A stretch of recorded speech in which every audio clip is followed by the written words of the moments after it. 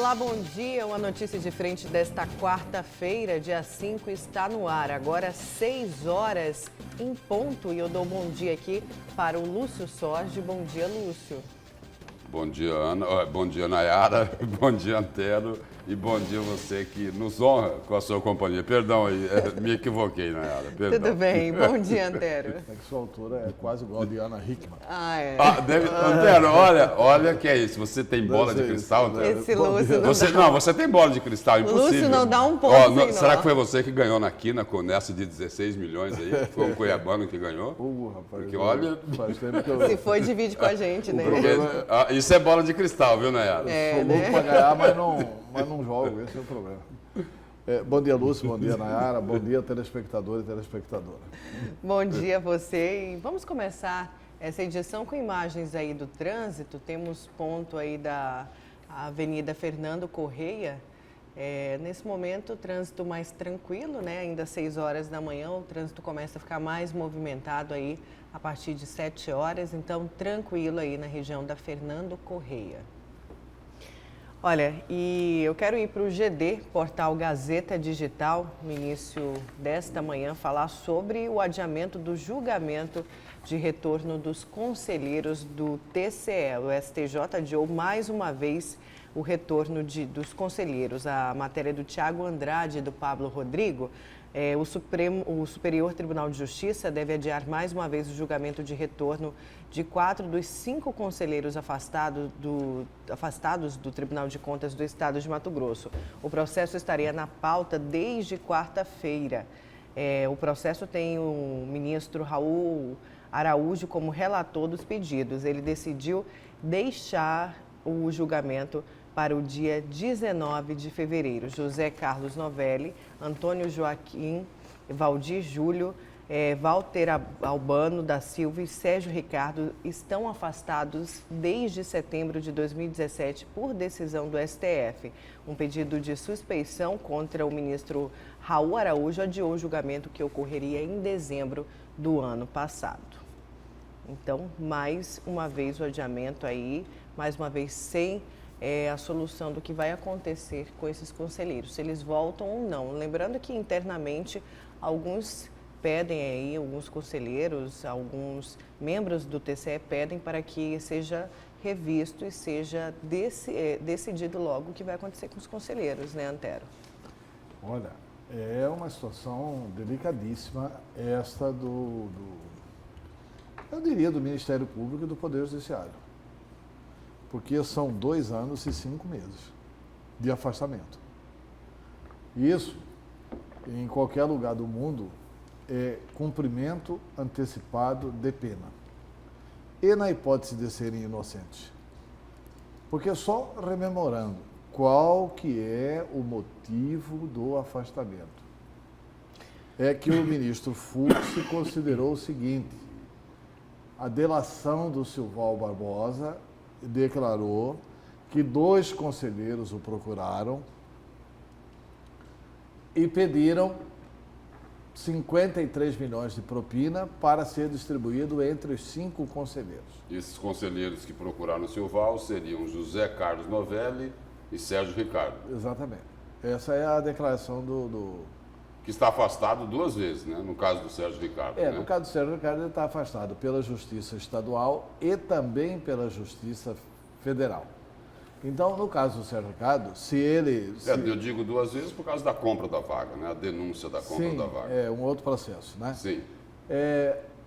Agora, a lei do abuso de autoridade, que entrou em vigor em janeiro deste ano, parece que dia 3 de janeiro, começou a valer a lei do abuso de autoridade. Ela diz lá, num dos seus artigos, diz exatamente o seguinte: não será admitida punição a ninguém, não é a autoridade não, a ninguém do povo, né? Baseada exclusivamente em delação premiada. Quer dizer, a delação... Baseada exclusivamente no depoimento do delator. Tem que ter pelo menos evidências. Exatamente, tem que ter provas. Tem que ter provas. E tem 2 anos e 5 meses, e depois de 2 anos e 5 meses de inquérito, de investigação, o que é feito? Ou a Polícia Federal ou o Ministério Público tem que aditar e fazer uma denúncia. Depois de 2 anos e 5 meses de investigação, não tem a denúncia do Ministério Público. Não tem a denúncia. Ou porque não tiveram tempo ainda de arrumar provas, ou porque as provas inexistem mesmo, e os conselheiros estão afastados. Mas ontem não foi julgado pelo seguinte, só lembrando? Não, eu ia lembrar só que Caia, as investigações apontam, né, as investigações apontam que o José Carlos Novelli teria condicionado a continuidade das obras da Copa do Mundo a um pagamento de propina no valor de 53 milhões de reais aos conselheiros. Sim, isso na boca do Silval. Ponto. Sim, é o que fala a delação. E qual o documento que foi alegado que se teria sobre isso? O documento que foi alegado que se teria sobre isso era o seguinte: não, nós entregamos notas promissórias para o Novelli. Não teve esse episódio divulgado na imprensa? Depois nós tivemos também a informação seguinte: o Supremo Tribunal Federal, quando esse processo todo estava indevidamente no Supremo, porque o Fux não era o juiz competente para decidir isso, mas quando o processo estava lá com o Fux, o Supremo Tribunal Federal deu uma nota, não tem nota promissória nenhuma aqui. Vasculharam o processo, ou as notas promissórias nunca existiram, ou elas não foram apresentadas, ou sumiram. Não tem as notas promissórias. Então, o que teria em desfavor de José Carlos Novelli, segundo informações divulgadas pela imprensa, também não se materializaram. Mas por que o julgamento ontem foi adiado? O julgamento estava marcado para ontem, desde o dia 19 de novembro. Era para ser julgado em novembro. Para hoje, né? Quarta-feira. Para hoje, aliás. Para hoje. Era para ser julgado dia 19 de novembro. Não foi julgado no dia 19 de novembro porque teve um pedido de suspeição do relator. O presidente da Corte Especial negou a suspeição do relator Raul Araújo. Mas houve uma determinação lá em novembro de 2019 que os conselheiros teriam 5 dias para juntar nos autos a declaração de rendas prestadas à Receita Federal com relação ao exercício de 2019, ano calendário 2018. Isso foi decidido em 19 de novembro de 2019 e foi dado prazo de 5 dias. Só que esta decisão do dia 19 de novembro só foi publicada ontem, por causa do recesso do Poder Judiciário.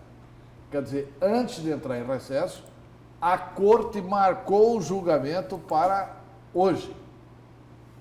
Aí, um dia antes de acontecer o julgamento, eles perceberam que os conselheiros não apresentaram a declaração de rendimentos. Foram verificar por quê? Porque foi publicada um dia antes. Foram publicadas ontem. E aí não deu tempo dos advogados das partes juntarem. Então agora ficou marcado para o dia 19 de fevereiro. E aí é bom que ocorra mesmo esse julgamento, porque esse processo aí, ele ainda encontra-se sob sigilo de justiça. É, porque aí vai se saber de tudo. Não, aí vai se saber, olha, tem prova? Pois não é, tem inclusive prova? isso. Vai aparecer. No julgamento vai aparecer. É só a palavra do Silval? Não é só a palavra do Silval? Tem documento lá que pode comprometer este ou aquele conselheiro? Então, é o seguinte, aí as coisas vão ficar bem mais claras. Então, é bom mesmo que esse julgamento ocorra para que todo mundo saiba se foi só o depoimento, se foi só a palavra do Silval ou se tem elementos aí que justifiquem aí a continuidade desse processo contra os conselheiros do Tribunal de Contas aqui de Mato Grosso. Tudo faz crer que essa questão é meio difícil por um motivo só, né? Porque senão teria denúncia no Ministério Público.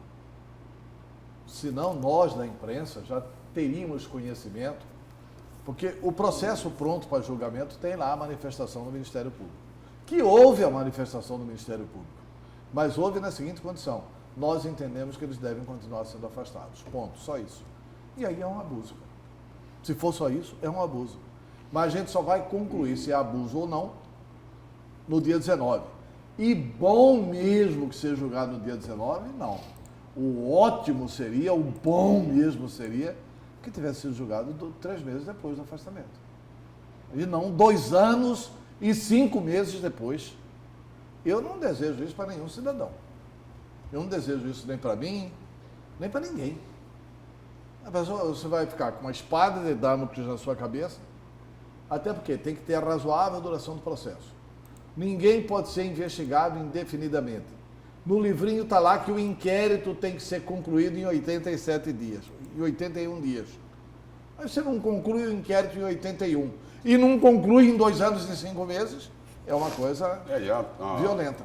A princípio, né, a situação aí mais, vamos dizer assim, mais delicada em relação a esses 5 conselheiros é a do conselheiro afastado Sérgio Ricardo. Não custa nada a gente lembrar que na própria delação aqui do ex-deputado José Geraldo Riva, fechada com o Ministério Público Estadual, aguardando aí a homologação do Tribunal de Justiça, ele coloca lá de forma muito clara de que a compra da vaga de Sérgio Ricardo no Tribunal de Contas custou 15 milhões de reais. E aí o seguinte, também coloca lá o seguinte, que esta vaga teria sido comprada com o conhecimento e o aval do ex-governador, ex-senador, ex-ministro, mas na época ele era o governador Blairo Borges Maggi.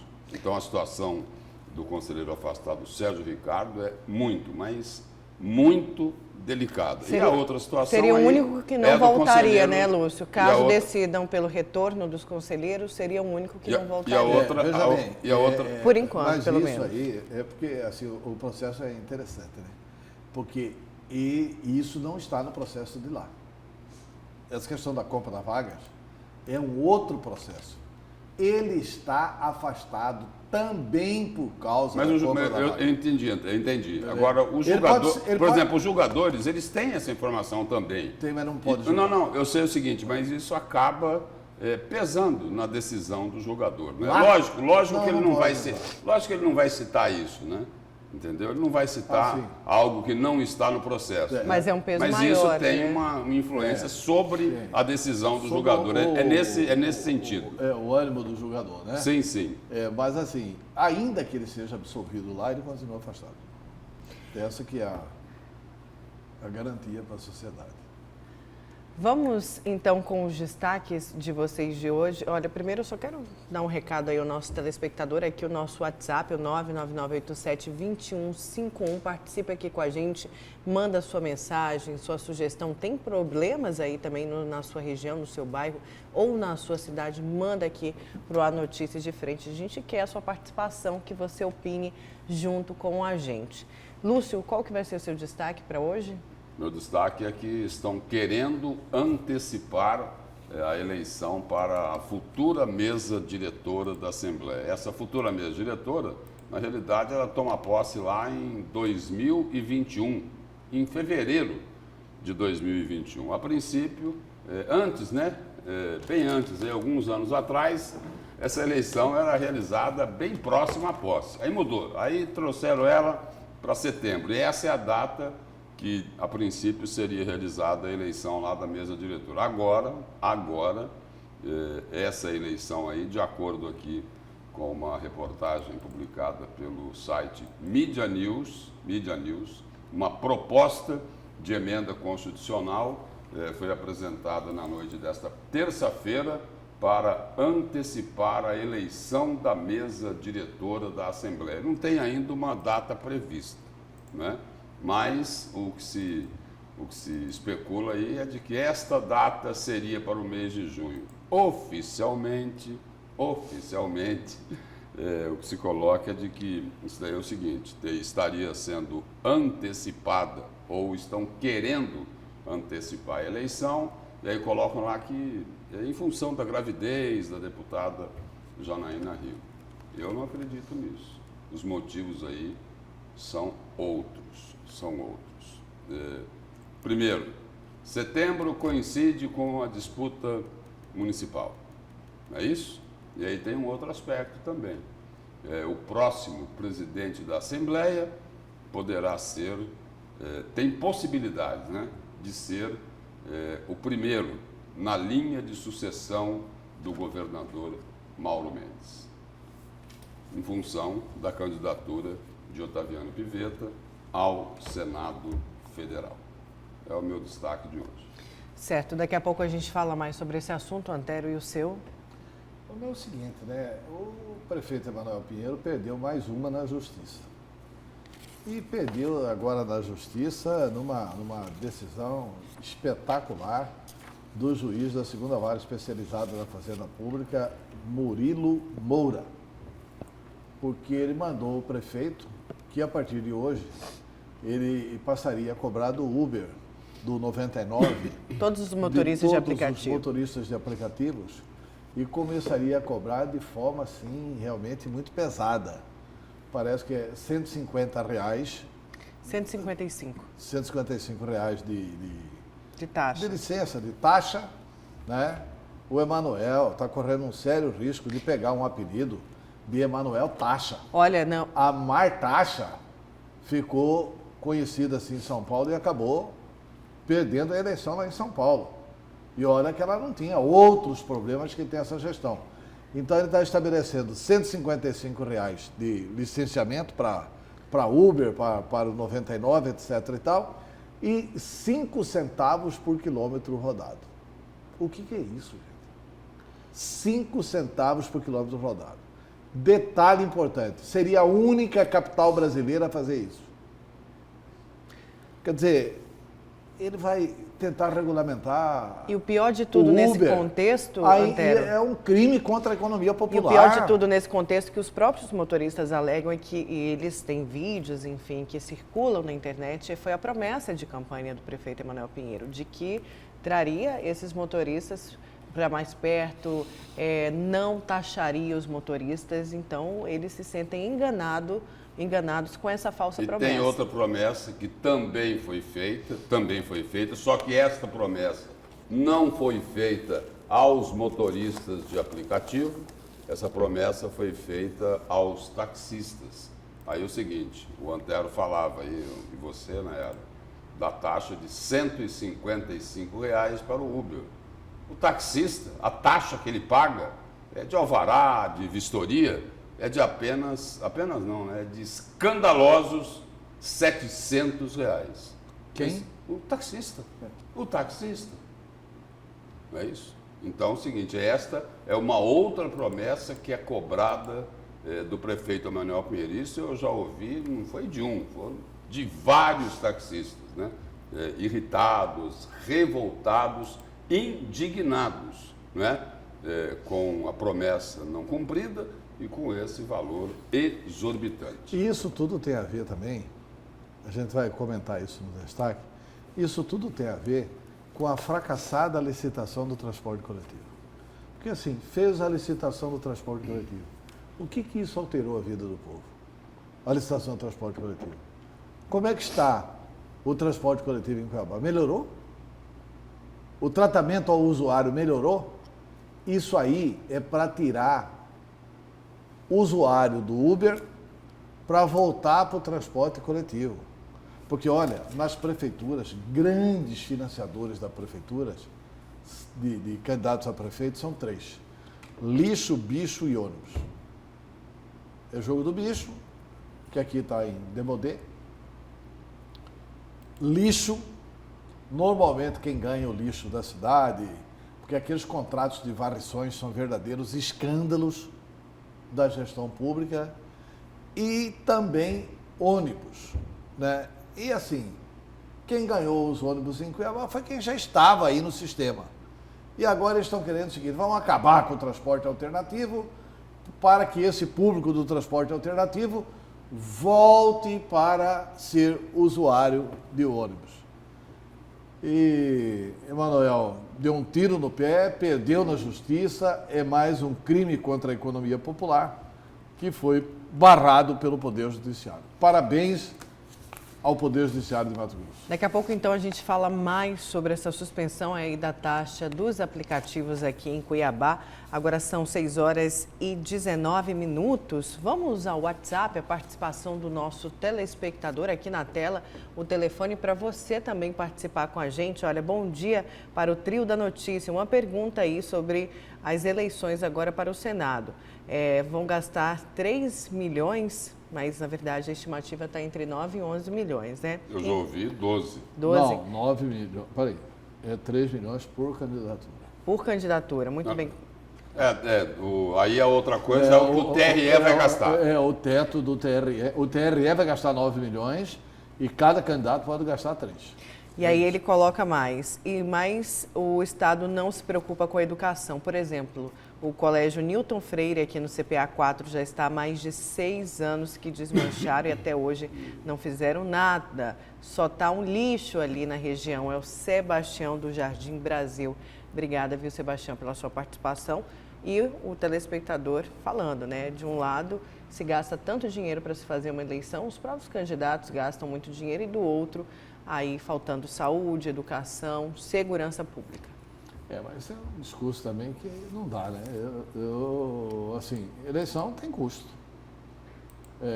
A Justiça Eleitoral vai gastar 9 milhões. Por que vai gastar 9 milhões? Porque tem que ter lanche, tem que ter almoço, tem que ter lanche da tarde, né? Porque os mesários têm que ser convocados, tem que ficar lá, tem despesa de água, tem despesa de gasolina, tem despesa de transporte de urna, tem um monte de despesa que não tem como fazer. Democracia tem custo. E é bom votar. É melhor votar do que por um Fávaro no Senado, né? Como um senador biônico, né? Então, assim, eu acredito realmente que esses custos da democracia são compreensíveis. E a questão do gasto do candidato, o candidato pode gastar até 3 milhões de reais. E não pode mais empresa contribuir. Então, ou ele vai gastar do próprio bolso, ou vai ter amigos física, né? Que tenham CPF capazes de doar. Porque o cidadão só pode doar até o limite de 10% da receita bruta declarada no ano anterior. E o telespectador, talvez, ele tenha até mais motivos para ficar indignado. Porque é o seguinte, porque quem tem dinheiro, o candidato que é bem de situação financeira, não gasta. Só o limite que é estabelecido pela Justiça Eleitoral. Isso todo mundo sabe, ninguém tem dúvida em relação a isso. Só se o camarada não tiver recursos financeiros. Se ele tiver, ele vai estourar o limite dos 3 milhões de reais para o Senado. Agora não só para o Senado, não. Todas as outras candidaturas. Quando o candidato ou o grupo daquele candidato tem condições, eles gastam muito mais. Agora, a grande questão é que a população pergunta... Com a proibição do CNPJ. Sim. Pois é. Uma outra questão que a população coloca em xeque é por que não, então, fazer as eleições para o Senado junto com as eleições municipais? Eu sei que tem a determinação aí da Justiça para que sejam convocadas em 90 dias novas eleições, mas não daria para pedir essa junção, até mesmo com uma forma de economia? Tem gente ensaiando esse movimento por aí. Tem gente ensaiando este movimento por aí. Isso é um desserviço à democracia. Você vai misturar a discussão de buraco de Cuiabá, de buraco de Várzea Grande, com a discussão para o Senado da República. O Senado tem uma pauta. A pauta do Senado é reforma administrativa, reforma tributária, é apoio ao presidente Bolsonaro, é a nossa política externa, é o nosso PIB que já não vai crescer tanto por causa da China, é a nossa relação internacional. Essa é a pauta do Senado. A pauta do vereador, não. É levar o ônibus do seu bairro, é levar o posto de saúde do seu bairro. Do senador, é lutar para que o Estado dele não seja passado para trás Eu sou inteiramente contra esperar para eleger um senador para misturar esses assuntos. E sobre essa pauta aí do Senado, eu vou só avançar dentro do mesmo assunto, viu, Nayara? Tem alguma coisa a colocar aí, você? Não, eu ia colocar a participação do telespectador. Pode falar, pode colocar, depois a gente vai a esse assunto. Sobre essa importância, né, desse debate para o Senado, quem chama atenção para isso, quem está chamando atenção para isso, é o deputado Lúdio Cabral, né? Ele vem defendendo aí há alguns dias, e a imprensa vem noticiando isso desde o início da semana, ele pregando aí uma união de esquerda, e aí é o seguinte, contra os bolsonaristas e o agronegócio. E ele coloca o seguinte, de que, olha, de um lado tem gente que quer ser eleito senador para representar Jair Bolsonaro lá no Senado. Aí, do outro lado, querem eleger aí, estão aí buscando, né, um nome comum para o agronegócio. E aí o seguinte, aí esse cidadão que foi eleito vai lá para o Senado, vai lá para Brasília para defender o agronegócio. Ele não está equivocado, não, ele não está errado, não. Eu acho o seguinte, tem que ter candidato aí para defender Mato Grosso, para defender a população, o povo de Mato Grosso, apesar de que lá no Senado a representação é do Estado. Por isso que tem 3 senadores por cada Estado. Agora o seguinte, o eleitor ser obrigado a votar em quem pretende se eleger para defender um determinado segmento não é correto. É um equívoco. Mas é um equívoco grande também, uma proposta dessa. Nós temos que ter uma candidatura de esquerda aqui contra isso e aquilo. Organize uma candidatura de esquerda a favor de alguma coisa. Porque, mas eu acho que a candidatura de esquerda que ele diz, acho que é a favor disso, de ter alguém que represente o Estado. Ele deixa claro aí na matéria, contra. É o negócio contra o agronegócio, contra o que mesmo? Contra os bolsonaristas. Os bolsonaristas. Então, assim, ele quer organizar uma candidatura de esquerda contra. E assim, não tem que ser contra o Bolsonaro. Eu quero saber o seguinte, o que é que o Bolsonaro tem feito de bom? Tem que apoiar. Quer dizer que o que o Bolsonaro vai fazer de bom, não, você é contra. Mas vai eleger, mesmo com as coisas mas vai eleger um senador para defender o Bolsonaro lá no Senado? Não, é isso? Não é isso. Tem que eleger um senador independente. Não pode eleger um senador contra. Não pode eleger um senador contra o Estado. Não pode eleger um senador contra o agronegócio. A coisa mais estúpida que pode acontecer o senador tem que ser contra o agronegócio. Olha, quantos biopecuaristas nós temos? Do agronegócio.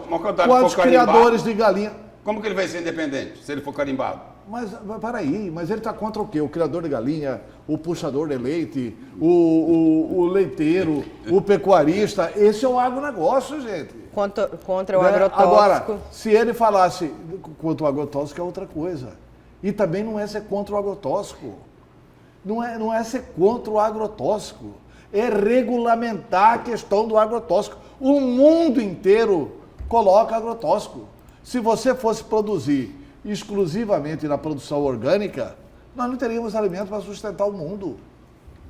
Quer dizer, então essas coisas não pode ser assim. Uma candidatura contra o agro, eu deveria explicitar, contra os privilégios do agronegócio. Aí, beleza. A favor, olha aqui, Estados Unidos está tendo uma discussão agora, ontem teve um discurso aplaudidíssimo pelo presidente Donald Trump. Eu acho o Trump uma verdadeira tragédia. E ontem teve um discurso aplaudidíssimo do presidente Donald Trump para a Câmara e o Senado americano, onde ele mostra a enorme evolução da economia dos Estados Unidos. Sabe o que os mais ricos estão fazendo nos Estados Unidos? Os mais ricos. As maiores fortunas. Sabe o que eles estão pedindo ao governo americano? Para cobrar mais impostos deles. Que eles precisam contribuir mais. Que está desigual a divisão de renda. Que precisa gerar mais emprego. É uma questão de educação, é uma questão de mentalidade. Então, assim, Olha... E aqui os barões do agro brigam para não pagar um pouquinho mais. Para não pagar imposto. E é isso que, de Eles repente, é o querem para não seguinte, pagar nada. é isso que as pessoas se preocupam. Aí é o seguinte, vamos colocar mais um do agronegócio lá em Brasília. Pois é, mas ele está falando o seguinte, ele está falando contra o agro. Eu sei, mas o que o Lúcio... Eu só estou modulando o discurso do... O que o Lúcio está falando é que quem levar essa lei, quem levantar essa bandeira do agronegócio, quem for carimbado com agronegócio, vai ser muito difícil levar essas eleições para o Senado. Muito difícil. Olha, já temos representantes do agronegócio lá. O PT, uma vez, o Duda Mendonça, que é genial, fez uma campanha assim, olha, se você se dói, aí mostrava a criança pegando lixo para comer. Se você sente piedade desta cena, se você se sensibiliza com a falta de escola para o seu filho, tenha certeza, você é um pouco PT, né? No auge do PT, o Duda Mendonça criou essa propaganda para o PT. E assim, se você tem uma galinha no terreiro, tenha certeza que você é do agro. Se você tem, olha, se falar contra o agro, falar contra o ovo, contra a galinha, contra o peixe, contra a piscicultura, contra o tanque de peixe. Quantos aqui no Pedra não vem? Mas não tem, mas é o seguinte, Antero. Mas é como você pontuou, ninguém está falando contra o agro, mas contra os os privilégios. O Lúdio está falando contra o agro, agro, pelo amor de Deus. Vocês querem traduzir o Lúdio consertando o discurso do Lúdio. Não, mas o Lúdio tem está que falando ler dos barões do dos agro. privilégios, Não, como onde o tá próprio escrito aí? Antero Não, citou. Está implícito aí aqui, é a Antero. imprensa que gosta um pouquinho do Lúdio que está corrigindo o Lúdio. Não, eu não tenho nada contra o deputado Lúdio Cabral, não. Eu acho também ele, não tenho. Ele é um bom parlamentar. Eu acho ele um excelente parlamentar, mas o discurso dele está errado. O discurso dele não pode ser contra o agro, tem que ser contra os privilégios do agro. Aí sim. Só corrigir o discurso dele, então. O discurso dele. E também cuidado com os barões do agro que querem defender esses privilégios e continuar defendendo. E que não paga imposto. E que não paga imposto. Olha, vamos às mensagens aqui, então. As mensagens dos nossos telespectadores. Bom dia, moro aqui em Paranatinga. Gostaria de saber, em tempos de eleição, como que vai ficar o valor do gás para cada região? É um preço diferente. Aqui na minha cidade, o custo do gás chega a R$150. Aí toca naquele assunto que a gente falou, né? Com tantos problemas de unificar essas eleições. Até mesmo um sindicato aí, que foi o Sindicato Rural, Agrícola, entrou no Tribunal de Justiça para unificar no Tribunal Regional Eleitoral para que se unifique as eleições. Se unificar, melhora o preço do gás. Não, Antero, não é isso que melhora o preço do gás. A gente pontua os problemas... Se for isso, vamos unificar. A gente pontua aqui os problemas que são enfrentados pela população. O preço da energia elétrica, o preço do gás, o preço do etanol, as taxas que a população paga. É nesse contexto que eu estou colocando. O preço do gás é simples. A gente compra gasolina no Paraguai e na Bolívia, impostos da Petrobras, lá, mais barato do que compra aqui. Porque lá tem menos imposto. Aqui tem os impostos de ICMS, que é 17%, e aqui tem o imposto do PIS/COFINS, que dá 25%. Então, esses preços aí estão todos embutidos no 25%. E a Petrobras tem uma política de aumentou o problema lá fora e eles aumentam aqui. A questão do Irã, se aquilo lá perpetuasse, se aquela guerra continuasse, ia influir no preço do petróleo, ia aumentar o petróleo aqui. Graças a Deus parou. Temos mais participação, vamos aqui à tela. Nayara, em 7 anos de Senado, o senador vai ganhar um salário em torno de R$2.700.000. Como pode gastar 3 milhões aí nas eleições? Tem mais uma participação. Ele está contando só o salário, né? Fora os benefícios, né? Como a verba, não, acho que ainda tem a verba, tem a verba para o gabinete, tem o que mais? Tem assim... As passagens aéreas, tem várias coisas. Tem mais aqui, ó, professora Maílde, do CPA 3. Acho que o agronegócio é fundamental, mas não falta uma contribuição maior para Mato Grosso. O que será de nós se entrar mais um senador para trabalhar contra a população e defender os seus próprios interesses? Eu acho que aí está correto. Aí tem que cobrar realmente seja quem for o senador eleito, independentemente de ter ou não alguma faceta ligada ao agronegócio, que ele seja justo, né? Mais uma participação, vamos dar voz aí ao telespectador do A Notícias de Frente. Bom dia, estou vendo o debate. Bom, minha opinião é que estão querendo puxar saco do Bolsonaro. Sou de Várzea Grande. Por que não colocar assim as eleições do Senado junto com as eleições municipais? Perda de tempo para nós, cidadãos mato-grossenses. É a participação do nosso telespectador. Só falando que tem algumas pessoas aqui mandando áudio. Infelizmente, não tem como a gente colocar aí o áudio no ar. Então, manda a mensagem de texto aqui para que a sua mensagem possa ir no ar aqui no A Notícia de Frente. E o governo federal quer criar um valor fixo para recolhimento do ICMS sobre combustível. 21 estados são contra, incluindo Mato Grosso. Isso porque a medida deve impactar na receita orçamentária do estado. Confira na reportagem. Na hora de abastecer o veículo, o que será que os consumidores acham do valor do litro, principalmente o etanol? Tá alto, hein? Muito alto. Eu creio que é abusivo, porque a matéria-prima é nossa, né? Que é a cana-de-açúcar. Então eu creio que poderia ser um pouco abaixo do valor que está sendo colocado nas bombas. Difícil é encontrar alguém que não sente doer no bolso os valores dos combustíveis. É que o preço da gasolina, que deveria estar mais baixo, não está. E do etanol, o valor elevou. Antes, para encher o tanque com etanol, o valor era qual, hein? Eu deixava o tanque cheio com R$100 e hoje com 160. Está difícil entender por que pesou mais no bolso? Vamos lá.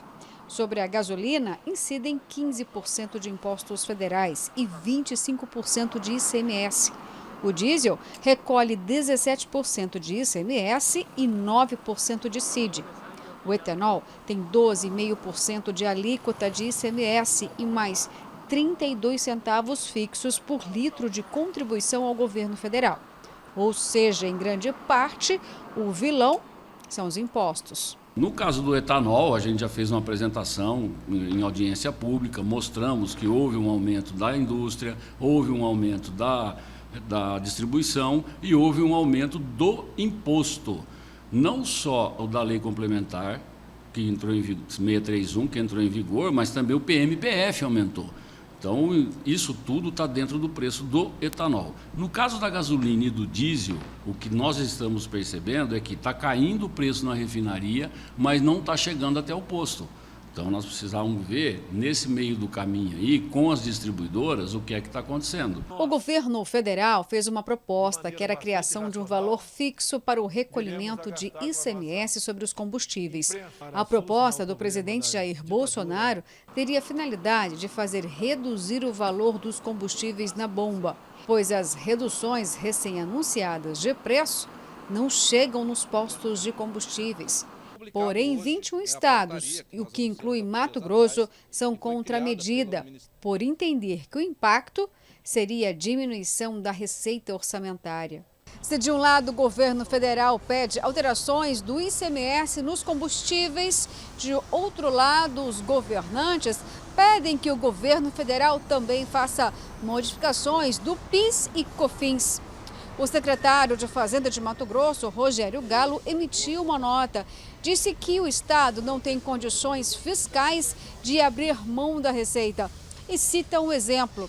Se, por exemplo, o estado baixar um ponto percentual da incidência do ICMS no óleo diesel, a perda de receita pode ser superior a 100 milhões de reais. Os estados já estão com os seus ICMS ou com as suas receitas comprometidas.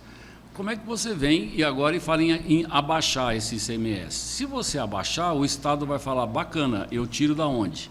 Eu vou repor, porque eu já estou com ela comprometida. A gente está vendo aí o estado, né, de calamidade financeira da maioria dos estados do Brasil. Então, mexer nisso, sem que tenha uma ampla discussão com todos os setores, distribuição, refino, revenda, os estados, as secretarias de fazenda, eu acho que é temerário nesse momento. Vamos então para o nosso intervalo, agora são 6h39. A gente já volta com a notícia de frente.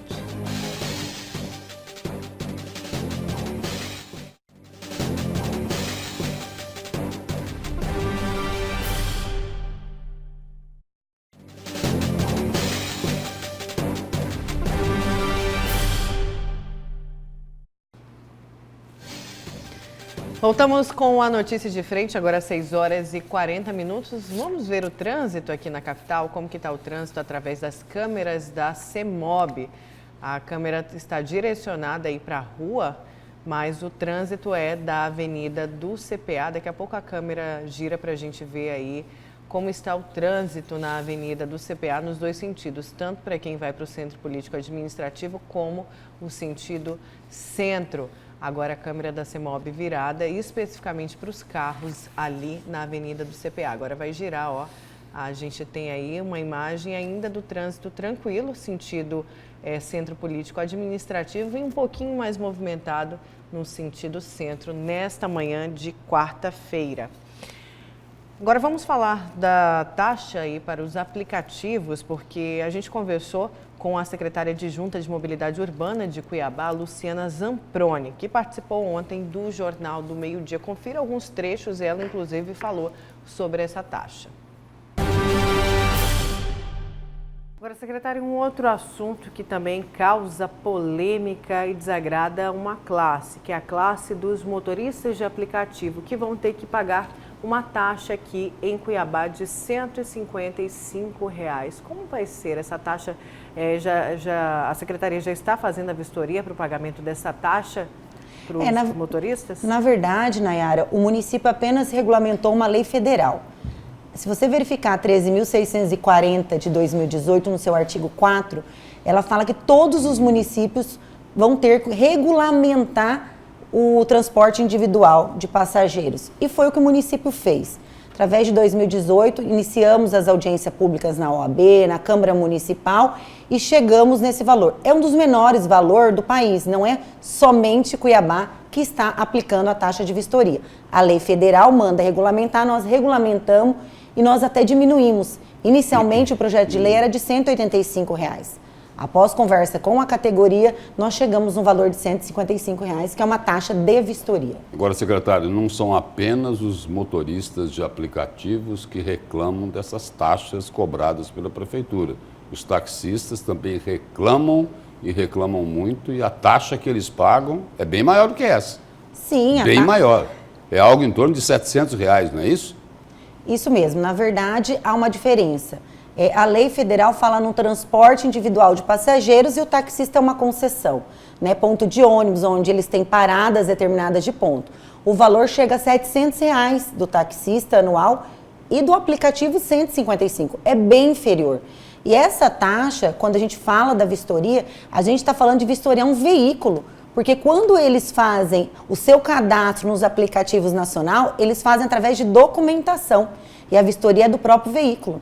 Então, nós vamos verificar se aquele veículo está apto para levar o condutor com segurança. Aí segurança. agora eu vou fazer a pergunta que o taxista que estiver nos assistindo aqui deve estar se fazendo. Por que o motorista do aplicativo vai pagar R$ 155 e o taxista vai pagar R$ 700? Então, para fazer o mesmo serviço, a mesma vistoria. Na verdade, há uma diferença. Além da vistoria, eles têm questões de alvará, eles têm questão da placa ser diferenciada, eles têm questões de pontos de parada, o taxista, ao qual o transporte individual não. O transporte é uma lei federal diferente do taxista. Até os taxistas, eles têm perante o Estado vários incentivos também na compra de veículos, no IPVA, na isenção. Então, há modalidade diferente de transporte. A Secretaria de Mobilidade Urbana já foi convocada para prestar explicações lá na Delegacia Fazendária sobre a denúncia que foi apresentada aí, de que, principalmente lá pelo ex-procurador-geral da Prefeitura de Cuiabá, Nestor Fidelis, dizendo que passaram por cima das leis, que não era para ter pago tudo aquilo que foi pago nesses semáforos. A Prefeitura já está dando as explicações? Essas declarações do Nestor, a gente não compreende porque não foram recomendatórias, na verdade, da Procuradoria em alguns itens, ao qual já foi até auditado. Houve até respostas ao Tribunal de Contas do Estado, ao qual auditou algumas situações. Então, o antenor já foi ouvido, a Secretaria já foi ouvido e a gente aguarda as investigações para solucionar. Porque o ex-procurador ele chegou a dizer o seguinte, de que a Secretaria de Mobilidade Urbana ignorou praticamente o parecer da Procuradoria-Geral do município e fez aquela aquisição lá de forma muito rápida, fez a adesão também de forma muito rápida. Essa foi a acusação que ele fez, ou pelo menos a denúncia que ele apresentou. Na verdade, o que acontece nesse sentido dos semáforos, o secretário já respondeu à delegacia fazendária também, e o parecer do próprio procurador do município, ele foi recomendatório em alguns itens da própria adesão, ao qual nós respondemos ao Tribunal de Contas em 2019 e foi auditado pelo próprio tribunal. Houve uma adesão, que é normal no processo licitatório, ao qual os encaminhamentos necessários, áreas de conflito, ao qual o próprio procurador fala que deveria ser instalado nas áreas de conflito, é onde está instalado em Cuiabá. A Isaac Povas, a Avenida do CPA são provas de que o semáforo foi instalado, e se você verificar pelo nosso GPS, as avenidas hoje, elas têm muito menos congestionamento do que anterior pelo sistema que se foi implantado do semáforo. Não tem semáforo sobrando? Não tem semáforo sobrando, não. Foi implantado. A secretária disse ali que o parecer foi recomendatório, não é isso? Sim. Não é isso? Então fica combinado assim. Aquilo que a Procuradoria-Geral do município, que cuida da legalidade, né? Da transparência, né? E de todos aqueles outros itens que regem uma aquisição pelo poder público, não precisa dar muita atenção, né? Dá uma respostinha lá, e aí é o seguinte, ignora a representação. É assim que é para funcionar? É dessa forma que é para funcionar? Porque o que o ex-procurador-geral do município colocou foi o seguinte, não deram nenhuma atenção para o que ele colocou sobre a aquisição daqueles semáforos. Essa foi a denúncia que foi feita pelo ex-procurador-geral do município, Nestor Fidelis. Nestor Fidelis é um homem de bem. Sim. Ele é um bom advogado, um advogado renomado em Cuiabá. E assim, e as autoridades precisam entender que quem trabalha na área jurídica, quando vai dar um parecer, ele tem que dar um parecer de acordo com a verdade. E outra coisa mais... Ele não pode dar um parecer a pedido do secretário de Mobilidade Urbana. E ele não também pode. é o seguinte, foi divulgada a informação, o seguinte, olha, eu acredito que eu fui demitido por causa desse parecer, dessa minha posição, em relação à aquisição dos semáforos eletrônicos. Porque o Antenor é de uma confiança enorme do prefeito Emanuel e, enfim... e agora a prefeitura está sendo investigada por superfaturamento nessa questão da aquisição dos semáforos. Esses semáforos não estão funcionando, não são inteligentes coisa nenhuma. Houve uma gastança exagerada de dinheiro público e olha, essa conversa de que adesão à ata é um modo absoluto, isto é uma esculhambação que tomou conta da administração pública brasileira. Porque a adesão à ata é para você não fazer concorrência. Eu vou aderir aqui a um preço para estabelecer de quem que eu quero comprar. A administração pública não pode escolher de quem quer comprar. Ela tem que buscar a máxima eficiência e o menor preço. Mas o pessoal não quer fazer nada certo, tanto é que demitiram o Nestor, né? Vamos aqui a mais participação do nosso telespectador pelo WhatsApp. Bom dia, eu só vejo as reportagens falando que do combustível e do abuso, mas ninguém faz nada e chamando atenção para os órgãos de fiscalização como o PROCON. Vamos a mais participação. Nayara, tem que ser de 4 em 4 anos, senadores, arrancar aí essas raposas. O Fabrini, mais uma participação. Acho que o governo federal tirasse um pouco de imposto do PIS/COFINS, teria como cobrar dos governos a redução de impostos. Aí o combustível mais barato, a população agradece com redução de preços no mercado. É o Gervásio Leite. Gervásio, obrigada pela participação. Já deu até briga, né, Lúcio? A mensagem do Gervásio é o discurso do próprio governador Mauro Mendes, né? Quando, não foi agora, não. Há alguns dias atrás aí, quando o governo federal começou pela primeira vez, quando o governo federal começou a falar ali, ensaiar que queria que se reduzisse o ICMS para diminuir o preço aí do combustível. Mauro Mendes falou exatamente isso. E aí, o Bolsonaro não vai reduzir lá o PIS e o COFINS? Porque reduzindo o PIS e o COFINS, reduz 25% de carga tributária. E reduzindo o ICMS, reduz 17%. E assim, o Mato Grosso alega que não tem condições de reduzir, porque isso afetaria uma receita de 500 milhões por ano. Se reduzir, o Estado deixa de arrecadar 500 milhões por ano. Porque Era jogar fora todo o esforço feito no ano passado. Esse percentual aí de arrecadação referente ao combustível é algo em torno aí de próximo dos 30% dentro do bolo total da arrecadação do Estado. Exatamente. Antero, vamos para o seu destaque? Vamos. Eu gostaria aqui de dizer o seguinte, que hoje, às 17 horas, vai ter uma manifestação. Vai ter uma carreata. Será que ainda vai ter? Eu acho que vai ter. Vai ter uma carreata hoje, às 17 horas, contra essa cobrança abusiva da Prefeitura Municipal de Cuiabá da questão do Uber.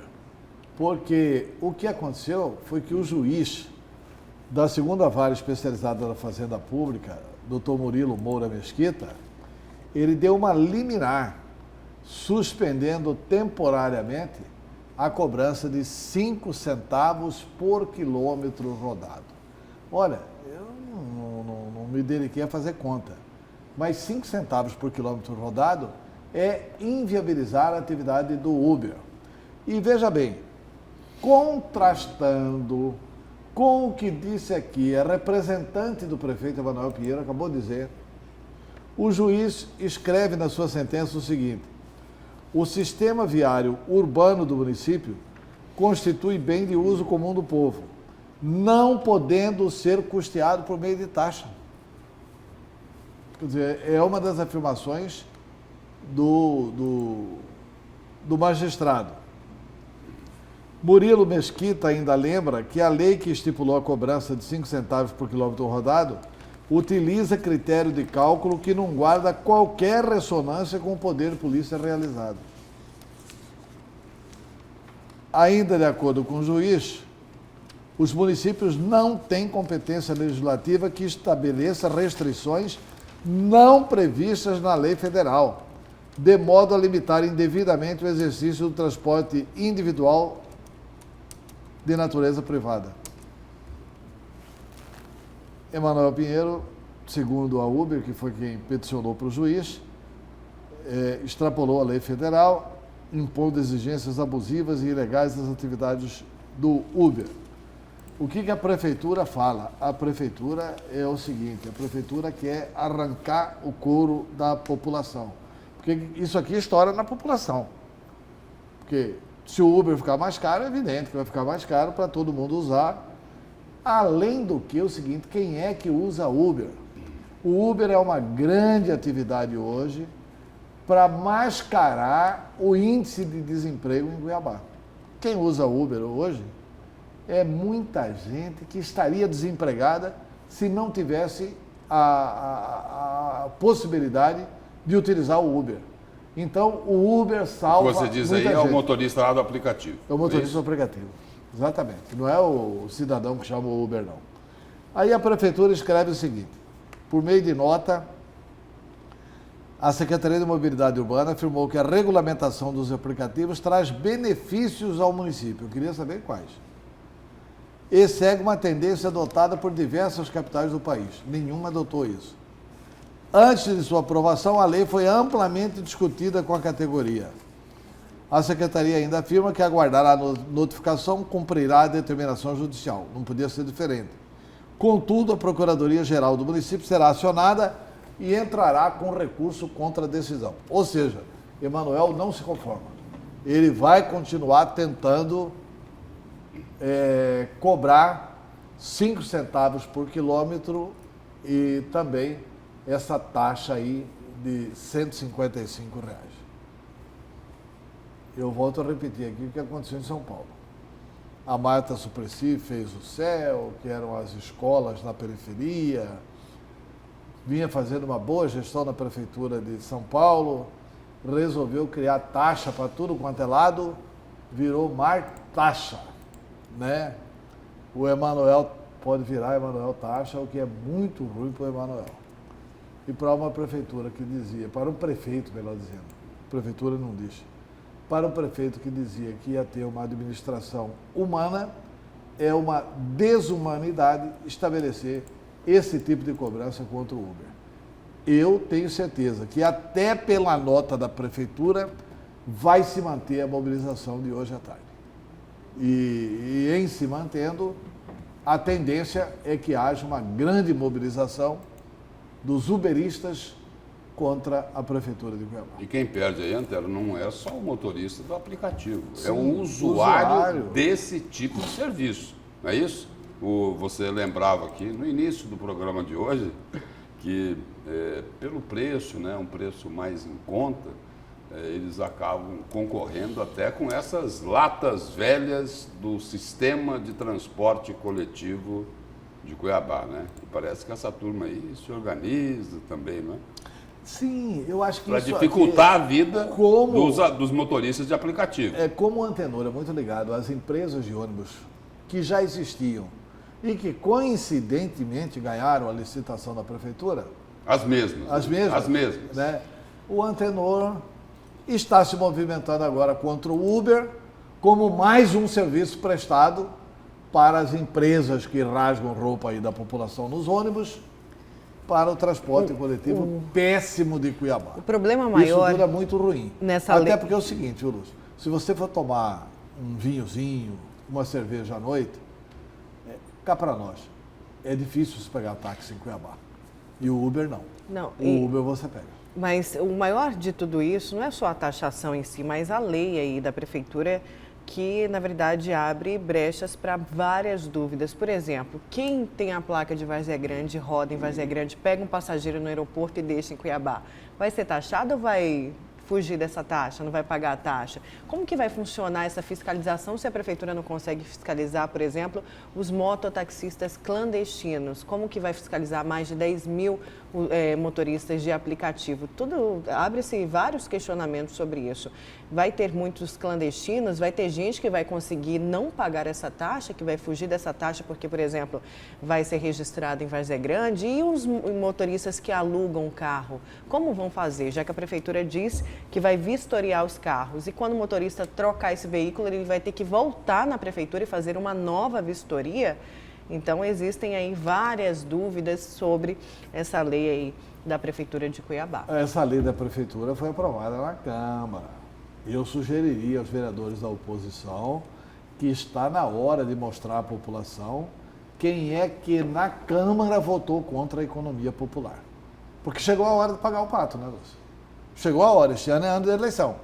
Então, vereador que votou a favor dessa lei, a população que precisa do Uber e até os uberistas, evidente, terão dificuldade de votar nesses vereadores. Né? Falar em taxa, Nayara, só fazer um registro aqui de uma reportagem bem interessante aqui do jornal A Gazeta, desta quarta-feira. A reportagem é da Karina Arruda e diz o seguinte: 4 maiores cidades de Mato Grosso ampliam receita. Ampliaram a receita: Cuiabá, Sinop, Rondonópolis e Várzea Grande.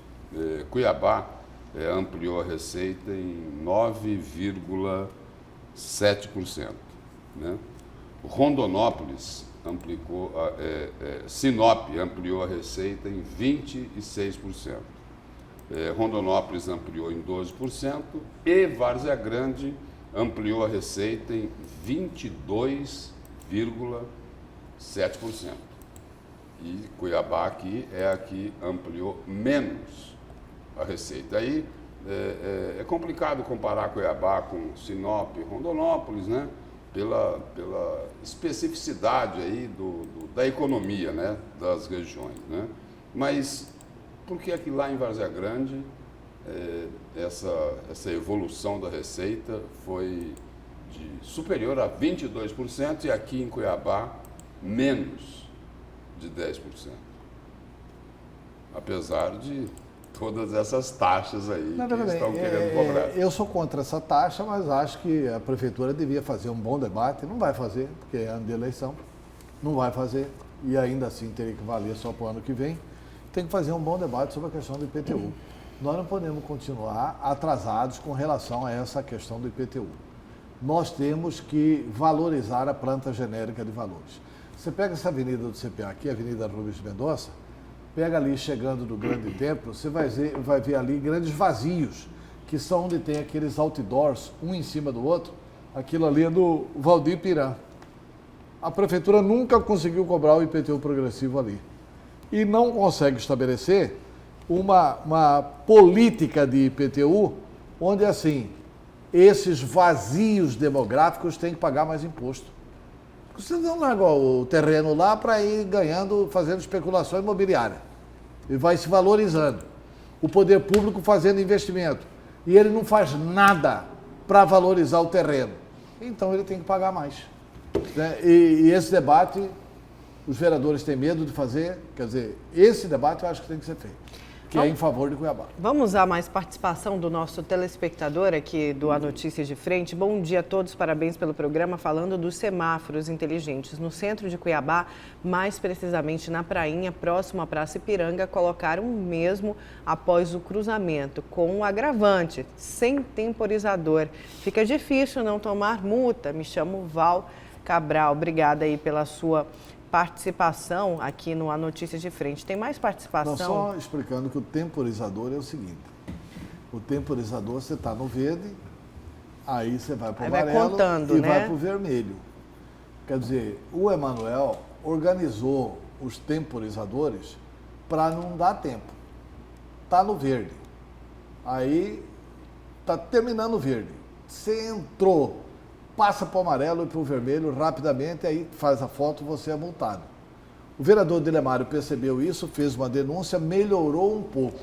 Agora o nosso telespectador está dizendo aqui o seguinte, olha, em tal lugar também está tendo o problema com o temporizador. Isso aí é um assalto ao bolso do cidadão. Você faz a programação lá para a prefeitura encher o bolso de dinheiro. Né? Tem mais participação aqui, vamos à participação do nosso telespectador. Os taxistas pagam alvará anual, mesma coisa, os mototaxistas também. E ninguém reclama. Por que o Uber não pode pagar? Será que Cuiabá virou terra de Zé Ninguém? O Uber não é melhor que ninguém, tem que pagar mesmo, diz aí o nosso telespectador do A Notícia de Frente. E tem mais... Provavelmente taxista ou mototaxista. Pois é. Vamos então para o nosso mais um intervalo. Agora são 7h03. Dá tempo do trânsito antes do intervalo? Vamos a imagens do trânsito, então, aqui na capital. Vamos ver aí através das câmeras da CEMOB, Avenida Miguel Sutil. É isso mesmo? É abrindo aí, ó, a Avenida Miguel Sutil já movimentada nos dois sentidos. Aí a gente já vê um trânsito muito mais intenso, agora 7h03. Vamos para o intervalo, na volta a gente continua com a notícia de frente.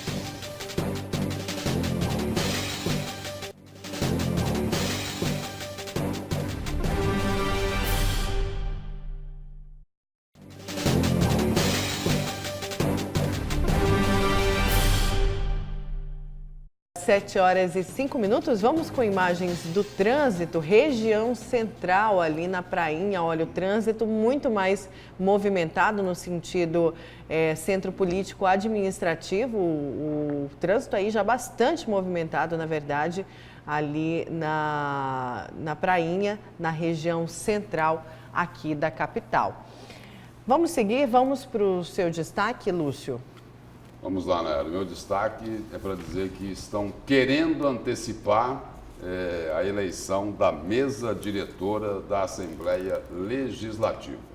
Essa eleição aí, ela estava prevista para o mês de setembro, só que estão querendo antecipar. Uma reportagem publicada aqui pelo Media News diz o seguinte, que uma proposta de emenda constitucional foi apresentada na noite desta terça-feira para antecipar a eleição da mesa diretora prevista para o início de setembro.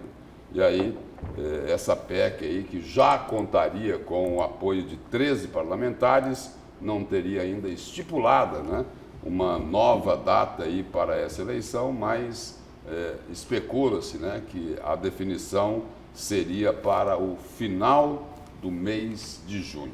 E aí a justificativa aí, né, o motivo principal dessa mudança, que é alegado lá pelos deputados, seria a gravidez da deputada estadual Janaína Riva, que é uma das favoritas para disputar o cargo da primeira secretaria, numa chapa encabeçada pelo presidente Eduardo Botelho, que deve ir à reeleição. E aí eu abro um parênteses aqui, porque a declaração do deputado Eduardo Botelho sobre a eleição da nova mesa diretora é a seguinte: ele analisa a possibilidade de ser candidato à reeleição e destaca que pode ser candidato se houver uma chapa com apoio da maioria dos deputados. Aí sim ele poderia tentar aí, a recondução ao comando, né, à presidência do Poder Legislativo de Mato Grosso. A eleição em setembro, voltando lá a essa tentativa aí de se antecipar a eleição da mesa diretora, é de que em setembro também coincidiria com o período em que Janaína deve dar à luz, o que a impediria de participar ativamente das articulações. E aí uma outra razão que também pesou para a definição da PEC é que a eleição da mesa ficasse para setembro, e aí com isso daí iria embaralhar, não é? Com as eleições municipais, o fato que poderia tumultuar o processo na Assembleia. Mas tem um outro componente aí, essa proposta para se antecipar para o mês de junho a eleição lá na mesa diretora da Assembleia. É que o próximo presidente da Assembleia, não é que será, né, mas tem possibilidades de ser o primeiro na linha sucessória do Poder Executivo Estadual, né? O próximo presidente da Assembleia poderá ser, na prática, né, o vice-governador de Mato Grosso, que o vice-governador é o primeiro na linha ali de substituição, né, do atual governador Mauro Mendes. Aliás, de todos os governadores. E aí, como Otaviano Pivetta está se colocando como candidato ao Senado da República, depois aí da cassação do mandato da senadora Selma Arruda, na hipótese de Otaviano Pivetta conseguir se eleger para o Senado da República, teria que renunciar ao cargo de vice-governador, e aí o presidente da Assembleia Legislativa seria automaticamente o primeiro na linha sucessória, aí, quando houver necessidade de substituir o governador Mauro Mendes no comando do Palácio Paiaguás. Então, essa aí é a notícia, né, de que não é em setembro, pode não ser em setembro, vão antecipar ainda mais o processo eleitoral da Assembleia para junho, né? Então, esse aí é o meu destaque de hoje. Olha, já é uma vergonha sem setembro. Não ia antecipar coisa nenhuma a eleição da Assembleia.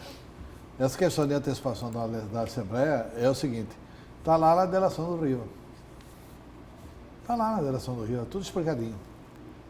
O Riva relata claramente ao Poder Judiciário e ao Ministério Público Estadual de que em todas as eleições da mesa foram comprados votos dos deputados. É 200 a 250 mil reais para votar no candidato a presidente e no candidato a primeiro secretário da Assembleia, que são os que têm função executiva na Assembleia. Isso é uma verdadeira, né, vergonha. E assim, se Janaína está grávida, se provavelmente vai dar à luz em setembro, por que não voltar à data anterior? E fazer a eleição no final do ano ou em janeiro? Porque o mandato termina em 1º de fevereiro. Por que não fazer a eleição de presidente? Como era antes. Como era antes. Só que antes tinha um probleminha, mas não era por causa disso. Tem um probleminha de ficar mais caro. Primeiro dizer, ficava mais caro. Para ficar mais barato o voto. Tem duas leis que precisam ser feitas urgentemente na Assembleia. Uma é assim: olha, é proibido vender voto para votar na eleição da mesa da Assembleia. E a outra lei que precisa ser feita, é proibido comprar vaga no Tribunal de Contas do Estado. Verdade, são duas leis importantes que precisam ser feitas. Mas o problema é se elas vão ser respeitadas, né? Esse é o problema. Agora, gravidez não é doença, gente. Gravidez é quando a mulher está na sua melhor condição. É quando ela é santuário da vida. Ali dentro dela tem uma vida. Então, parabéns a Janaína por estar grávida. Que o seu filho venha com muita saúde. E que não sirva de desculpa para a Assembleia. Que não sirva de desculpa para fazer. E antigamente a eleição da mesa do diretor é o seguinte, né? Tinha que ter, tipo assim, o coronavírus, né? Hoje, né? Até é ruim essa comparação, né? Os deputados tinham que ser isolados, né? Sim. Isolados, porque eles já tinham recebido um valor, né? Aí, para não aparecer nenhum adversário querendo fazer leilão e pagar um pouquinho a mais pelo voto dele. Infelizmente é isso. Vamos aqui com o telespectador, antes de encerrar a participação aqui através do WhatsApp. Vamos na tela. Bom dia, sou o Giovanni do Mapim, Várzea Grande. Olha, esse semáforo sem tempo nos laranjas e sem temporizador é roubo mesmo e alguém teria que interferir. Se tirou o tempo simples, põe temporizador que todos estão vendo. Mais uma participação, bom dia. O outro telespectador disse sobre o alvará que os taxistas pagam, mas também é válido lembrar que os táxis obtêm um grande desconto na aquisição do veículo novo e o Uber não. Me chamo Carlos, eu quero agradecer a participação de várias pessoas aqui no Notícias de Frente. E sobre esse temporizador, é só colocar o seguinte, quando o motorista chega ali na faixa de pedestre que foi para o amarelo, ele tem que passar. Porque se ele frear bruscamente, ele provoca um acidente de quem vem atrás dele. Não é isso? Aí deve ser essa engenharia aí que foi feita no semáforo. Isso, né? Já ficou provado, né? Que o senhor anterior estava com expertise demais. E não devolve dinheiro, não faz nada, tá? Beleza. E olha, a gente termina falando de sorte aí, para trazer sorte para todo mundo, porque um apostador de Cuiabá ganhou sozinho 16 milhões e 600 mil na quina. O número sorteado aí saiu para um apostador cuiabano ou pau rodado, né? A gente não sabe. E é um dinheiro, assim, considerável, né? Porque só para a gente comparar aqui, para dar uma ideia para o telespectador aqui, esse valor aí de 16 milhões e 600 mil reais é 1,5 milhão a mais do que pagaram no semáforo do Felipe. Bom dia, Lúcio. Obrigada. Bom dia, Antero. Obrigada. Bom dia. A gente termina com imagens do trânsito aqui na capital, ali no viaduto do Despraiado. Trânsito também mais movimentado. Agora são 7 horas e 14 minutos. Obrigada e até amanhã.